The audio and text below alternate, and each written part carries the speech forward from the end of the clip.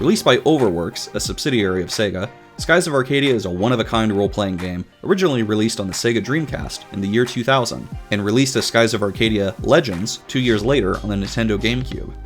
Skies of Arcadia's initial premise, according to producer Reiko Kodama, was to make a game that would have the atmosphere of adventure and discovery based on the historical age of discovery, which took place loosely between the 15th and 17th century.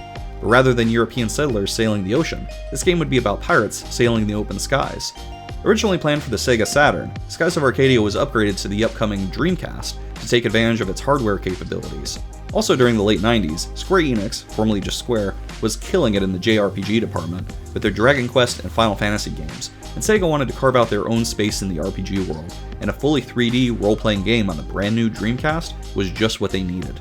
Producer Reiko Kodama and director Shuntaro Tanaka both expressed that the biggest goal with this game was to give the player the freedom to explore, and for the most part, they achieved that. There are Skyrift barriers that block you from entering certain areas during the storyline, but even with the game guiding you on a certain path, you do often feel like the skies are the limit.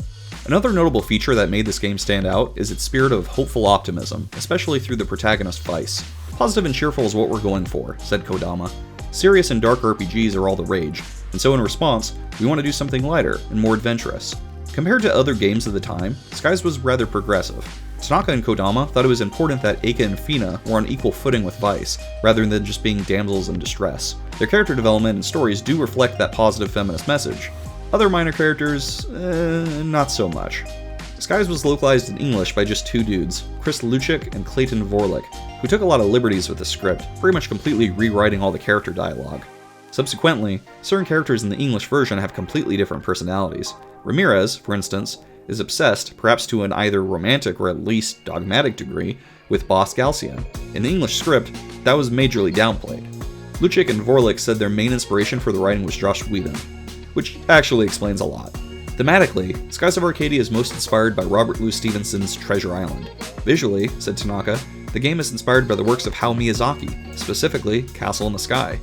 When Skies was originally released, it got high marks from critics. Years later, the development team announced they were in the planning stage for a sequel, but that got put on an indefinite hiatus while members of the team got pulled off to work on other projects. A sequel 20 years later doesn't seem likely, but you never know. If you like this video, please subscribe to Wes Does Games. I've got some more Skies of Arcadia videos coming down the pipeline, and I can't wait to share them with you guys. Thanks for watching, and I'll see you on the next Skies of Arcadia video.